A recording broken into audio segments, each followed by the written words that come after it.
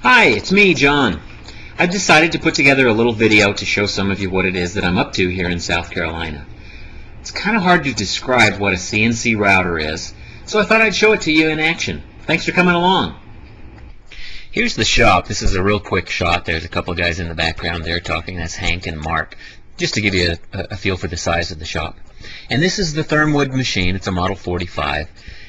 It has a stationary table and a very big gantry that moves back and forth across the table. And as it's moving to the right there, you can now see the spindle with a fairly small router bit installed, and it's just moving back and forth, doing some basic routing.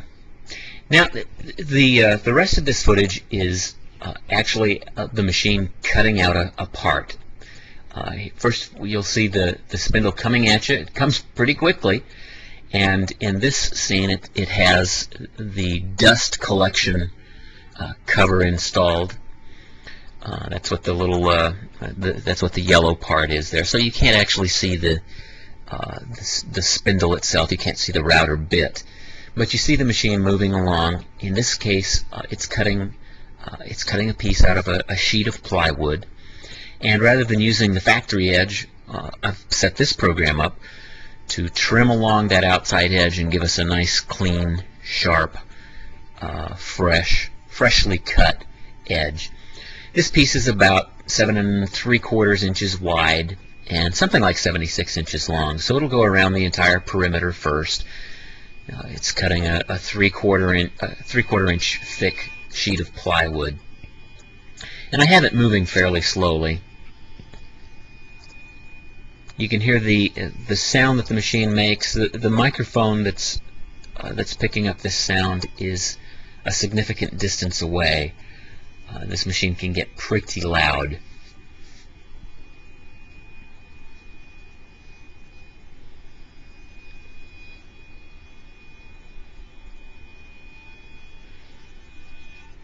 This particular part, after it's cut the piece out, it now goes back and cuts some shallow grooves that are just about 1/8 of an inch deep.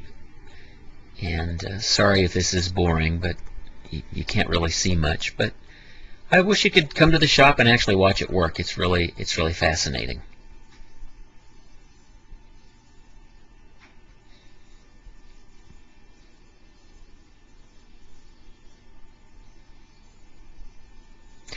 So the bit maintained the same depth. It made 2 passes to get the width of this little slot that I needed to cut, and it makes one of those on each side of the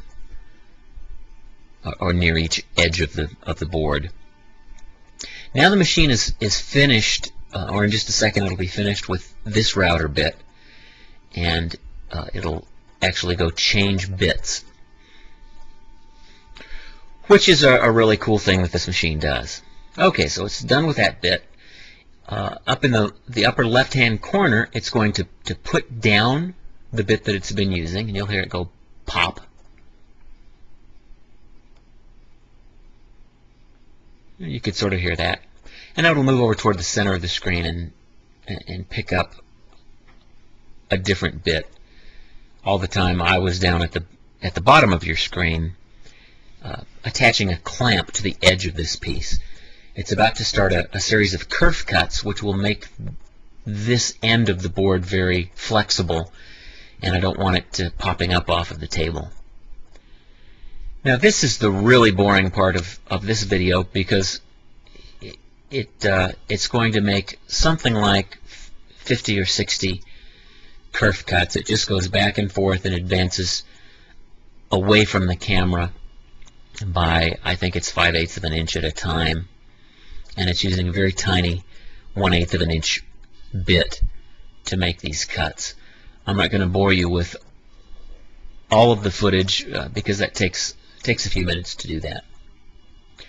But I will move the camera over so you can kind of see from the side as it moves back and forth. You can sort of see the little cuts that it's making in that piece of plywood.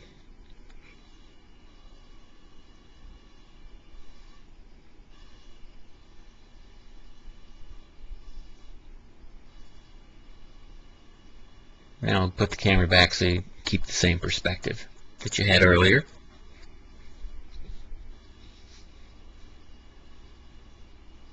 This is the boring part. I sit there and watch this hoping that that little bit doesn't break. But it does break occasionally, and then I have to just replace it.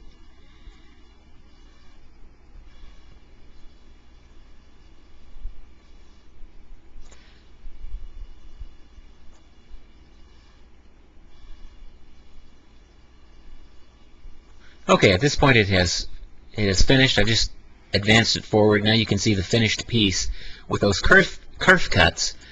That solid piece of plywood is now very bendable and flexible and lets us produce a curved piece that gives us a nice smooth half circle.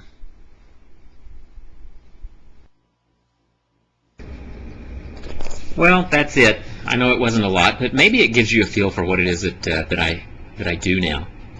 At some point in the future, I'd like to post some CNC code so you can see what kind of programming goes behind the motion of the machine itself. But for now, that's all. Thanks for watching.